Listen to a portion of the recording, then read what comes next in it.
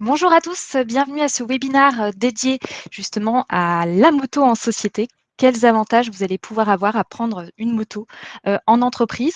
Donc, dans un premier temps, ce webinaire, il va se dérouler de la manière suivante. Ça va durer à peu près moins de 30 minutes. L'objectif, c'est de vous donner un petit peu les avantages et bien sûr les inconvénients à prendre une moto dans votre société. Donc, on va démarrer tout de suite et je vais charger la présentation. Alors la moto, alors en statistique, on a plus de véhicules en société que de motos.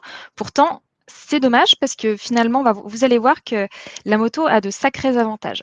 Alors, donc dans un premier temps, ce qu'on va voir, c'est les avantages vraiment fiscaux là. Au niveau de votre société, qu'est-ce qui va se passer lorsque vous allez acquérir une moto avec votre société? Et dans un deuxième temps, on verra tout ce qui va être incidence pour vous en tant que dirigeant, notamment au niveau des avantages en nature qu'il va falloir réaliser. Donc, on va faire ça en deux parties. Donc, n'hésitez pas, hein, si vous avez des questions, je vous laisserai les poser tout simplement par le chat et ça me permettra d'y répondre à la fin de chaque partie. Alors moi, je me présente, je suis Sarah, je suis une des cofondatrices du cabinet Dougs et je m'occupe plus particulièrement de la partie comptable et fiscale. Donc vous pouvez m'avoir de temps en temps au téléphone lorsque vous avez des sujets d'optimisation fiscale. Alors la fiscalité pour la moto en société. Alors déjà, premièrement, là, c'est comme à l'acquisition d'un véhicule de tourisme, hein, d'une voiture 5 places, la TVA, lorsque vous allez acheter une moto, ne sera pas récupérable, hein. Ça reste quand même un véhicule de transport de personnes. Et donc là, ça rentre dans le cadre de la non-déductibilité de la TVA des véhicules qui font du transport de personnes. Donc malheureusement, vous ne pourrez pas récupérer la TVA sur l'acquisition de la moto et sur également les frais d'entretien ultérieurs que vous allez avoir. Alors, Gilles, si vous êtes VTC, en général, vous ne pouvez pas faire VTC et avoir une moto, c'est pas possible. Donc, vous, en fait, dans l'absolu, si vous aviez une moto et que vous étiez VTC, là, pour le coup, ça rentrerait comment dire, dans le champ d'application de la TVA, hein, vu que vous avez une activité liée au transport de personnes soumise à TVA. Là, vu que c'est votre métier, vous pourriez récupérer la TVA sur la moto, hein, comme sur un véhicule. Les VTC, hein, lorsque vous êtes chauffeur, vous pouvez également récupérer la TVA sur le véhicule qui vous sert à transporter des personnes. Là, ce serait la même chose si vous réalisez ça en deux roues. La TVS, pareil. Là, l'atout, c'est que par rapport à une voiture, hein, je ne sais pas si vous avez déjà eu un véhicule en société, la TVS, malheureusement, c'est que lorsque vous avez un véhicule, vous êtes obligé de payer de la taxe sur les véhicules de société, hein. Donc la TVS, c'est la taxe sur les véhicules de société. Chaque société qui a des véhicules, notamment des voitures, immatriculées dans la catégorie VP, hein, sur la carte grise, vous êtes tenu de payer une taxe sur les véhicules de société une fois par an en fonction justement du grammage de CO2 dégagé par le véhicule. Et bien là, la moto, elle échappe à la taxe sur les véhicules de société parce qu'elle n'est pas catégorisée en véhicule particulier sur la carte grise. Donc vous échappez à la taxe sur les véhicules de société. C'est plutôt un super avantage. Alors, il y a également une autre conséquence lorsque vous achetez un véhicule de transport, hein, notamment pour les dirigeants, c'est que malheureusement, le prix du véhicule n'est pas forcément entièrement déductible. Vous avez des limites d'amortissement du véhicule, hein, que ce soit une acquisition, que ce soit une location, ça fonctionne exactement de la même manière. Donc un véhicule, comment dire, une voiture de tourisme, vous pouvez l'amortir en fonction d'un certain montant. Et le maximum montant déductible, ça reste 30 000 euros. Donc, et c'est pour les véhicules électriques, hein, parce que c'est pour les véhicules qui émettent moins de 20 grammes. Donc, la plupart du temps, la limite pour une voiture, eh ben, c'est 18 300 euros. Mais là, vous, les motos, vous ne rentrez pas là-dedans. C'est ça qui est top. Vous ne rentrez pas dans cette limitation-là parce que ça concerne également uniquement les véhicules particuliers. Donc, vous, lorsque vous avez une moto, vous n'aurez pas ce problème-là de limite de montant maximum déductible. Donc, Yann, oui, vous pouvez acheter votre BM. Il n'y aura pas de problématique de limitation de dotation aux amortissements. Donc, bon point encore pour la moto par rapport à la voiture. Et je pense à Gilles, hein, si vous êtes VTC et si vous voulez utiliser votre moto pour faire du transport de personnes, pareil, alors vous, peu importe que vous soyez, que ce soit une voiture ou une moto, dans tous les cas, vous n'êtes pas non plus soumis aux limites d'amortissement. Donc la moto, là encore, gagne par rapport à la voiture, hein, parce que vous n'avez pas de problématique de limitation. Alors, j'ai parlé des amortissements non déductibles, je vais vous expliquer de quoi il s'agit. Donc lorsque vous achetez une moto, allez, on va prendre un exemple, une moto à 25 000 euros. Cette moto, vous n'allez pas pouvoir la déduire au niveau des charges en totalité l'année au cours de laquelle vous l'avez achetée. Hein. Une moto, ça va être, vous allez l'utiliser sur plusieurs années. Donc finalement, on va devoir l'amortir sur une certaine durée. Hein. Donc on va découper finalement le prix de la moto en 5 ans. Hein, en général, les véhicules, on les amortit sur 5 ans. On peut les amortir sur un peu moins lorsque notamment vous avez des activités de transport de personnes, hein, parce qu'on sait que vous roulez beaucoup. Hein, donc ça peut aller entre 3 et 7 ans en général, l'amortissement d'un véhicule. Donc là, on a pris le cas classique, hein, en moyenne sur 5 ans. Donc on va diviser le prix du véhicule par 5 et vous allez pouvoir déduire chaque année finalement un cinquième du prix du véhicule. Donc ça va permettre de réduire votre impôt sur les sociétés de votre société. Donc on va voir ça juste après. On prend l'exemple, comme je vous l'ai dit, avec une moto qui a un prix de 25 000 euros. Donc, si vous l'achetez le 1er janvier 2022, hein, on a pris cet exemple-là, l'année 2022, vous allez pouvoir déduire 5 000 euros de dotation comptable. Hein, donc, c'est une partie de la moto qui va être déduite au niveau des charges. Et ça va permettre justement de baisser votre impôt sur les sociétés. Donc là, on a pris un exemple d'une société. Donc, si vous avez un taux d'impôt sur les sociétés à 15%, hein, donc c'est le cas lorsque vous avez des bénéfices inférieurs à 38 120 euros par an, là, ça va pouvoir vous générer une économie de 750 euros, hein, donc de 15% fois 5 000 euros la déduction que vous allez avoir chaque année. Si vous êtes plutôt sur une tranche un peu plus haute, si vous avez des bénéfices qui dépassent les 38 120 euros, là, vous êtes sur une tranche d'impôt sur les sociétés qui va être à peu près à 26,5%. Hein. Le taux d'impôt sur les sociétés est en train de baisser. Hein. L'année dernière, il était à 28%. Là, maintenant, pour les sociétés qui dont l'exercice est ouvert à compter du 1er janvier 2021, là, le taux passe à 26,5% et il va baisser jusqu'à 25%. Donc là, si vous êtes sur une tranche d'impôt sur les sociétés à 26,5%, finalement, ça va vous faire une économie d'impôt sur les sociétés de 1 325 euros par an. Et donc ça va être une économie que vous allez avoir chaque année naturellement parce que vous allez pouvoir déduire sur les 5 ans 5 000 euros par an. Alors Yann, l'amortissement est au prorata temporis. Tout à fait. Si vous achetez un véhicule le 31 décembre et que vous clôturez au 31 décembre, il n'y aura rien qui sera déductible sur l'année d'acquisition. Hein. On déduira la première quote-part l'année qui suit. Hein. Donc malheureusement, ça, on ne pourra pas faire autrement. Donc faites bien attention. Hein. La dotation comptable, elle est proratisée en fonction de la date à laquelle vous l'avez achetée sur le premier exercice. Donc là, dans notre exemple, hein, c'est pour ça que je le reprécise, on est parti comme si on l'avait acheté la moto le premier jour de l'exercice comptable. C'est pour ça que vous avez une dotation comptable entière. Alors, il n'y a pas que le prix d'acquisition de la moto qui va être déductible naturellement. Le carburant va pouvoir être pris en charge par la société, l'assurance, les frais financiers d'emprunt. Par exemple, si vous devez faire un emprunt pour acheter votre moto, les intérêts seront déductibles. Pareil, si vous optez plutôt sur une location, là, ce sera le loyer qui sera déductible, qui comprend également les intérêts. L'entretien, naturellement. Chaque fois que vous allez emmener votre voiture au garage, vous pourrez bien sûr déduire, la société prendra à sa charge les frais d'entretien.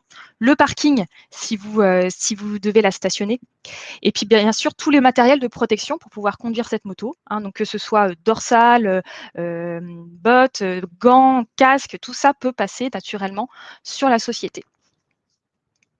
Alors, par contre, comme tout, vu que vous êtes sur du matériel qui est lié à un véhicule de transport de personnes, là, Gilles, je ne pense pas à vous qui êtes VTC, mais vraiment le cas général où vous avez des dirigeants qui utilisent la moto, là, vous ne pourrez pas déduire la TVA ni sur les entretiens, ni sur les protections. C'est quelque chose qui ne sera pas déductible. Il faudra juste avoir conscience de ça, mais quand même, ça vous permet de réduire votre impôt sur les sociétés à la fin de l'année. Alors, je vais m'arrêter 2 minutes. Est-ce que vous avez des questions par rapport à ce que je vous ai dit juste avant sur justement l'impact fiscal au niveau de la société? Non? Alors c'est vrai que j'ai beaucoup parlé, de sociétés soumises à l'impôt sur les sociétés, mais ce serait exactement la même chose si vous étiez, soumis à l'impôt sur le revenu, hein. Là, je pense, aux entrepreneurs individuels ou alors aux EURL à l'impôt sur le revenu. Là, pareil, hein, ce sera déductible donc des charges, donc finalement ça va réduire votre bénéfice imposable et donc vous serez moins imposé à titre personnel grâce à la déduction justement des amortissements du véhicule. Alors Vincent, bonjour, la TVA de l'essence est déductible à 80. C'est cela? Oui, tout à fait. Alors Vincent, ça va dépendre un petit peu, je pense que dans tous les cas, vous êtes qu'en essence. Enfin, je suis pas moutarde, mais je pense pas que vous ayez des véhicules qui soient au gazole. Sur les motos où ça va être très, très rare. Donc l'essence, oui, c'est bien déductible à 80. Oui, ben, c'est ça. Donc, il y aura 80 de la TVA qui sera déductible. Pas de panique, Doux fait bien les calculs, hein, donc vous n'avez rien à faire au niveau de Doux. Vous avez juste indiqué le montant de TVA de votre carburant et nous, on s'occupe de faire les bons calculs et d'appliquer le bon coefficient. Donc, pas de panique, vous n'avez rien à faire sur Doux.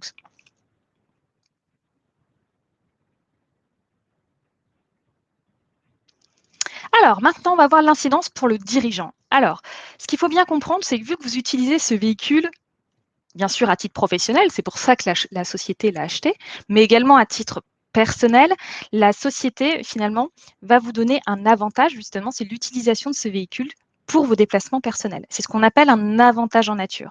Cet avantage en nature, eh ben, il est, comment dire, il n'est pas gratuit, c'est-à-dire que vous allez devoir notamment, c'est un montant qui est imposable à l'impôt sur le revenu et qui est soumis aux cotisations sociales.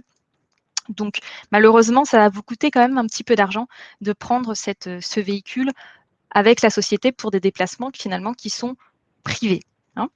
Donc, on va voir ça tout de suite. C'est assez simple. Pour les présidents de SAS, hein, là je parle vraiment pour les présidents de SAS, si vous êtes assimilé salarié, l'avantage en nature, il est calculé par l'URSSAF à hauteur de 12 du prix de la moto par an. Et ce forfait de 12 permet justement de comprendre tout ce qui va être charge liée au véhicule, que ce soit le carburant, que ce soit comment dire l'entretien, ça va vraiment tout comprendre et c'est une somme qui vont considérer vous être donnée par la société en avantage, sous forme d'avantage en nature et donc cette somme-là va être soumise à l'impôt sur le revenu et aux cotisations sociales.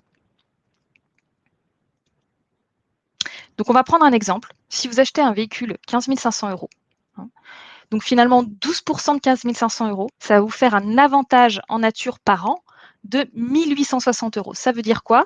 Ça veut dire qu'il va falloir ajouter sur votre bulletin de paye, en tant que président ou directeur général de SAS, cette somme-là qui va être soumise finalement à l'impôt sur le revenu et aux cotisations sociales.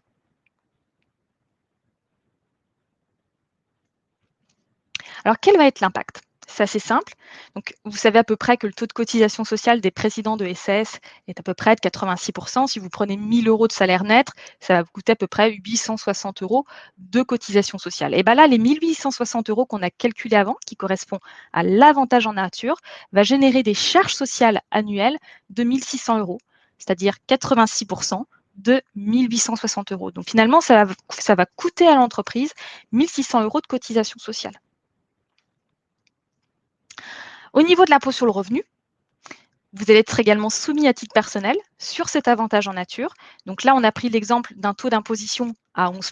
Naturellement, si vous êtes sur des tranches à 30, bah, ce sera supérieur. Donc là, 1 860 € fois 11 ça vous fait environ un impact de 204 € par an de supplément d'impôt sur le revenu.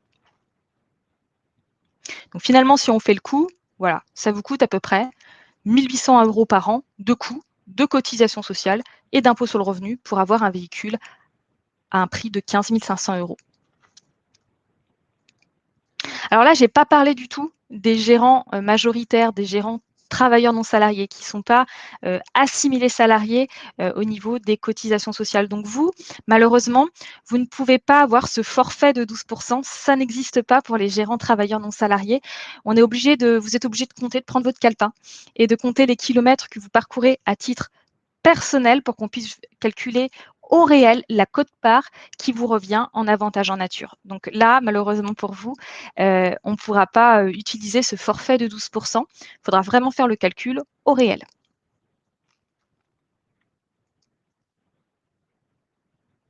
Alors, est-ce que vous avez des questions sur ce coût et sur comment est pris en charge une moto dans une société?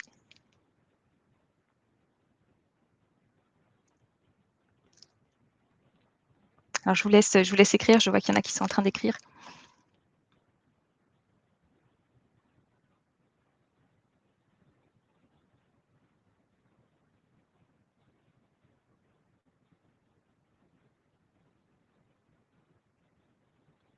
Mais en conclusion, le temps que vous puissiez noter vos questions, ce qu'il faut dire quand même, c'est que c'est quand même beaucoup moins coûteux qu'un véhicule, hein. Vous l'avez bien compris, il n'y a pas de taxe sur les véhicules de société par rapport à un véhicule.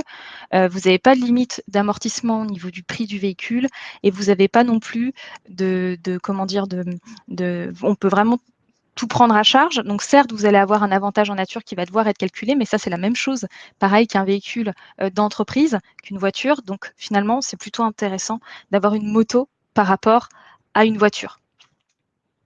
Alors Alexis, et si on ne se fait pas de bulletin de salaire? Alors, la solution, si vous ne faites pas de bulletin de salaire, c'est finalement de rembourser à la société les 1860 € d'avantages en nature qu'on a calculés précédemment. Et comme ça, vous n'aurez ni à payer de cotisations sociales, ni à payer d'impôt sur le revenu. Donc ça peut être une solution.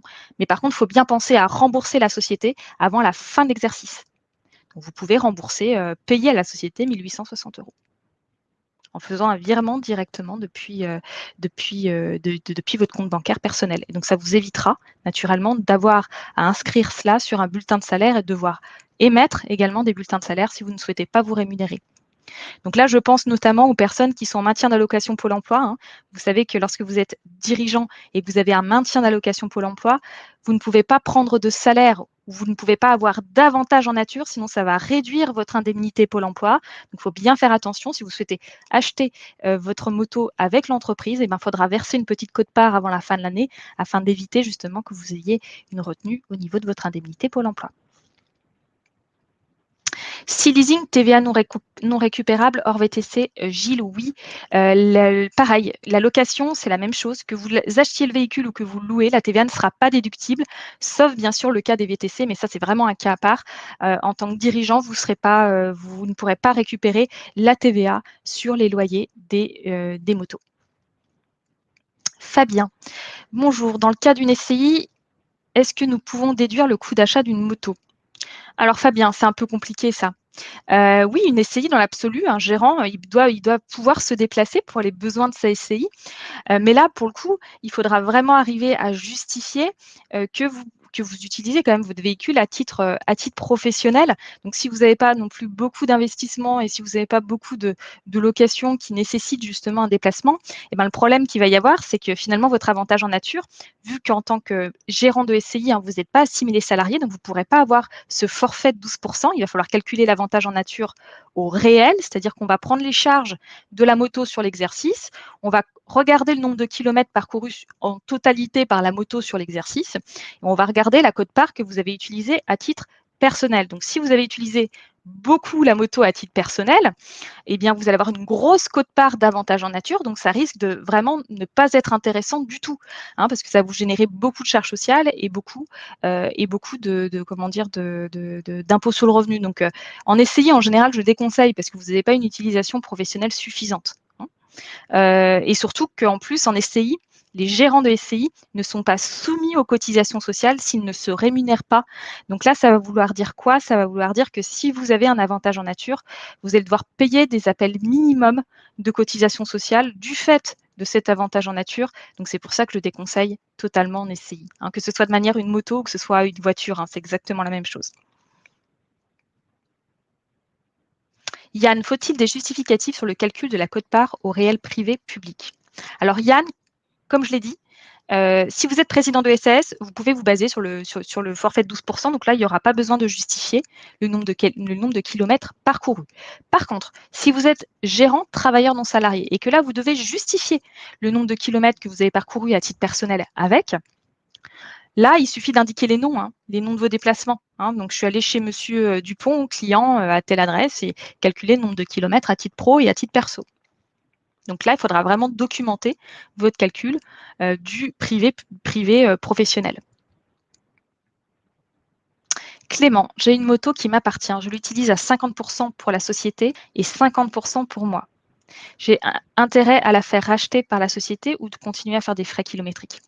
Alors, Clément, les frais kilométriques sur une moto, c'est en général assez faible, même très très faible.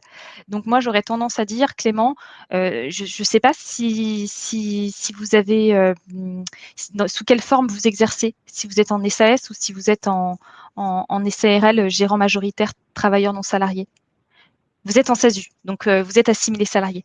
Donc là, pour moi, ça devrait valoir le coup de la passer dans la société, d'avoir justement ce forfait à 12%. Parce que finalement, si vous comprenez bien, vous voyez, il n'y a que 12% qui est pris en compte en termes de pourcentage. Donc, je pense que ça pourrait être intéressant pour vous. Là, il faudrait faire un calcul un petit peu plus précis, hein, parce que c'est vrai que ça dépend aussi de la valeur de la moto que vous avez, mais ça pourrait être intéressant parce que vous n'avez pas de taxe sur les véhicules de société, donc pas d'impact, c'est déductible et ça vous permettrait d'avoir bon, certes un petit avantage en nature, mais ça vous permettrait de vous rembourser finalement le prix de votre moto et d'avoir du cash à titre personnel. Gilles, n'est-il pas mieux d'acheter la moto à son nom et de faire des indemnités kilométriques via sa voiture perso? Alors là, on mélange voiture et moto.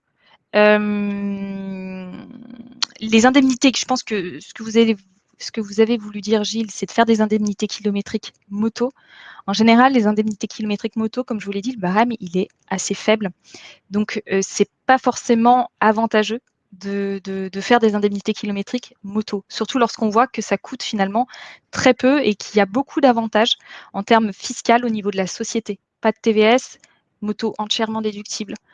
Donc ça, pour moi, en fonction du prix que vous souhaitez acheter, en fonction naturellement de la moto, ça peut valoir le coup de l'acheter avec la société. Par contre, si vous avez une moto qui vaut vraiment pas grand-chose, là à voir, il faudrait faire les calculs plus précisément, mais je pense que vous aurez intérêt à la passer sur l'entreprise.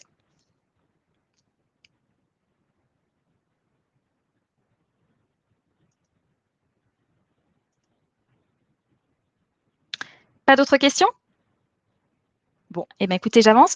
Donc, je vous reparle du parrainage. Donc, je ne sais pas si vous êtes client Doux ou pas, mais sachez que vous pouvez parrainer un prospect ou un nouveau client. Donc, n'hésitez pas à partager vos liens de parrainage. Je pense qu'il y a certains clients qui sont ici, hein, donc si vous souhaitez partager, c'est le moment. Alors, j'ai une question d'Alexis. Est-ce que la société peut prendre en charge l'abonnement stationnement et autres frais? Bien sûr, en fait, à partir du moment où la moto est à l'actif de l'entreprise, donc elle a été achetée par la société, vous pouvez prendre en charge un garage, vous pouvez prendre en charge également tous les frais liés à la moto, que ce soit, comme je l'ai dit, d'équipement ou l'entretien ou le stationnement, enfin tout quoi. Tout peut passer sur l'entreprise.